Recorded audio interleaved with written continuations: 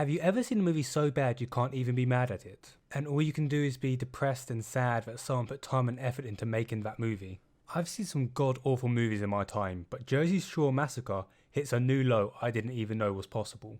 Written and directed by Paul Tarnpool, Jersey Shore Massacre is a 2014 horror comedy which fails to grasp the basic understanding of the term horror and comedy. The film was co-written by someone who was so ashamed of the project they had to use a pseudonym, Goldeneye, to further distance themselves from the movie. But what makes Jersey Shore Massacre such a bad movie? Is it the acting? The story? The characters? The answer is yes. Yes to all of them. Let me introduce you to our main characters, who are a collection of the most unlikable skanks whose STDs are so advanced Peter would protest if they actually got them treated. This is Teresa and her best friend Val, who work in a classy establishment with some colourful characters. Ricardo, it's for you. He says that his name is Monty.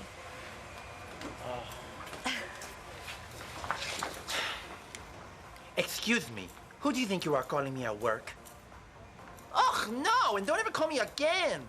You know what? Fuck you, movie, and fuck all these directors who use gay characters as a one-shot joke in their shitty movies. We get it, he wears scarves and he talks with a lisp. That's so fucking funny. Ha ha ha, I hate you.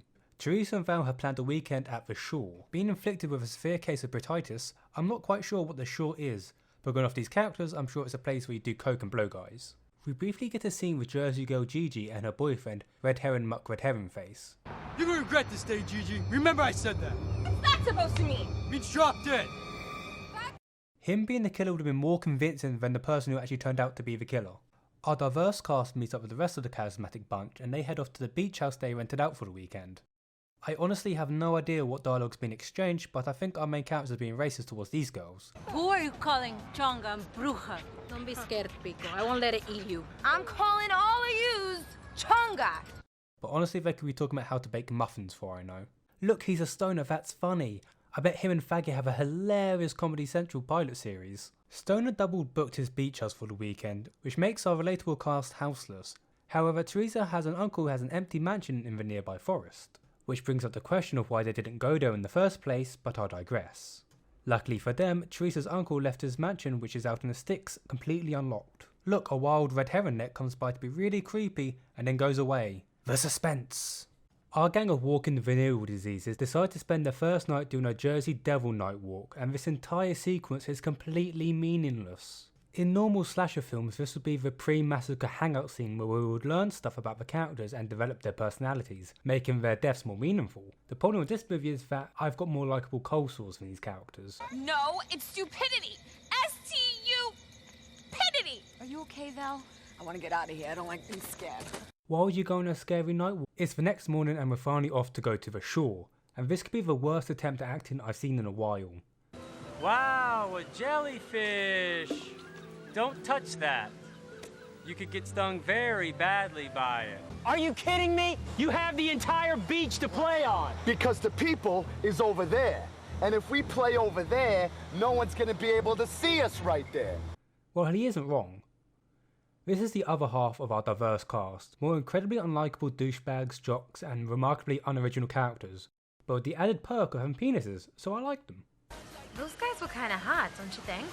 They were definitely hot for you. Ooh, yum, yum, yum. Oh my god! What? Oh, I have to go. Go where? The lax is kicking in. I have to go to the bathroom right now. Oh my god. Oh. I'm honestly surprised it took this shit show of a movie this long to start making shit jokes. And if the shit joke didn't get you rolling on the floor the first time, here's another shit joke. Hi, you got any more corn dogs? Poopy. Gigi decides to give her boyfriend a second chance, which is swiftly followed by an argument between the two, as she clearly sees something we can't see, which has prompted her to run straight into the woods and quickly gets chopped. She will be missed. Her deep character, her story arc, has made this death so much more dramatical, it's been an emotional roller coaster. Anywho, let's go to the clubs. Okay, let's do it. Fuck, marry, kill. I'll fuck him because he seems like the sort of person who'll call you a faggot at the start of the night, but will get real handsy after last call when he knows he's not going to get some. I'll marry him. He looks versatile enough that he'll treat me right, and kill him because he looks like he's from an alternative universe where Justin Timberlake never evolved past the 90s. These girls seem to be completely infatuated by these guys for some bizarre reason. I guess cunts attract cunts. So I was just down in the ladies' room, and it's like totally empty down there. Like, 2 people could totally have sex, and no one would know. God damn, you're skanky. I like you. Our heroes end up prompting a brawl on the dance floor, which causes them to get thrown out of the club. Instead of just going to another club like normal people, they invite a bunch of strange men who they've only known for about 30 minutes into their isolated house in the middle of bumblefuck nowhere and get shit-faced and fuck. Out of fucking nowhere, Val's cousin Rosemary shows up at the house, and her defining character trait is that she's fat, and she likes food. But Jesus fucking Christ, she's not even fat. And yet the movie harps on about this joke non-stop. They even play fat people music when she walks. It's like she's Gwyneth Paltrow from Shallow Hal. Justin Timberlake decides the best way to get a girl horny is by watching a slasher movie, because nothing gets a girl wetter than her pissing herself with fear. And it honestly doesn't bode well for the movie when the movie within the movie is a more enjoyable movie than the movie itself. A pair decides to skip the horror movie formalities and just jump straight to the STD riddled fucking. But not before a shower first. I'm not sure about you, but after I get a shower, the one thing I don't want to do is have sex and get dirty again. Anywho. The guy finds himself a self-tanner and decides that he needs a top up on his tan after a day at the beach. Okay, I've seen this happen in a number of movies, and I don't believe self-tanning beds have this turn me into a barbecue chicken in 20 seconds setting. I hope this movie doesn't do what I think it's gonna do. Yep, there it is. How dare you think you can parody Psycho in your shitty movie? Deciding that Fat Camp Massacre is too good of a movie to be in this shit show, the guys and girls abandon Teresa to go to the pool to create a hot stew of genital warts. Wanting to join Candy and her crispy lover in the recently deceased club, Joanne and Joey go off to bone each other to death. Luckily for the killer, they decided to fuck in a room which happens to have a mounted katana on the wall, making his job particularly easy. I don't think he had this in mind when she said she loves being impaled. Determined to show what repulsive and unredeemable characters these guys are, they diverge a plan on getting Rosemary out of the picture, because they can't get laid when she's around because she's fat and has a personality, and that makes everyone else look bad. So Justin here drives Rosemary out to the middle of nowhere and drives off stranding in her. You'd think maybe someone would come out of this, but nope, Rosemary's never heard from again, so I guess it's safe to assume she died from exposure or something. Justin gets back and throws a hissy fit when he finds out that his douchebag friends are douchebags. What'd you have, 2 bowls of stupid this morning? Oh, that was a good one. I bet the writers thought they were real clever when they wrote this line, seeing in fact the next 10 minutes consists of people just walking into a farm to get murdered. Ew. Why do they keep flying into it when they see the fans exploding all over the place? Just mindless life forms following the light, aimlessly into the darkness. I don't think the killer can believe how lucky he is and how dumb these kids are for just wandering into his lair. Vinny goes there to get his car keys and gets sanded to death. Justin gets his head chopped off in a way I don't think is possible. And he captures a girl, and not even 30 seconds later, another jock walks in and gets dehanded while the girl gets hung. This is the first good look at the killer we get. We see that he's a hybrid child of the Ood and a facehugger. Oh, and by the way, good job at putting duct tape on their mouths, Mr. Killer. I'm sure that's secure. After dispatching most of the cast in about a 10-minute period, the killer moves on to the house to get the final 2 girls, and the girls actually do the most sensible thing they've done all movie and actually call the police. Uncle Vito, pick up! Yes, somebody's trying to kill us! Their situation seems hopeless up until Vibrator Ex Machina. It's stuck!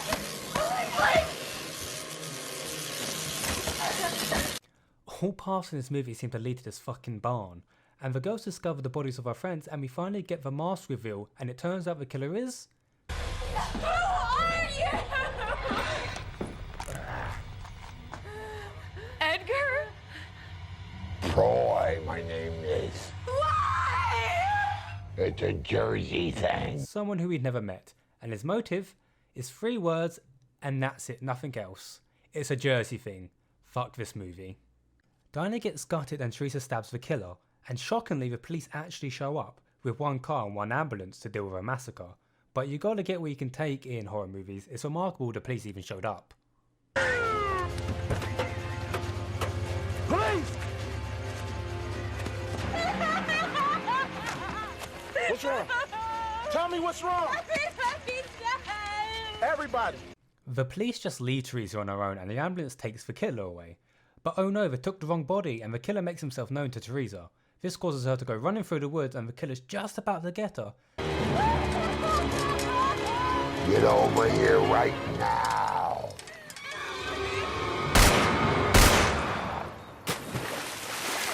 Then Teresa's fucking uncle, who we've never seen, shows up out of nowhere and kills him. That's it. That's the end of the movie. Jersey Shore Massacre is one of the worst movies I've ever seen.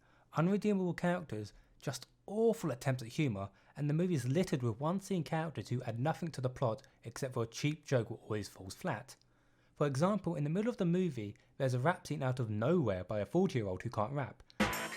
We're about to get nice with the one, the only, no phony. That is this movie's attempt at humour. It's unbearable, much like the rest of the movie itself. Oh, and by the way, would it surprise you that this movie was a part of a failed Kickstarter?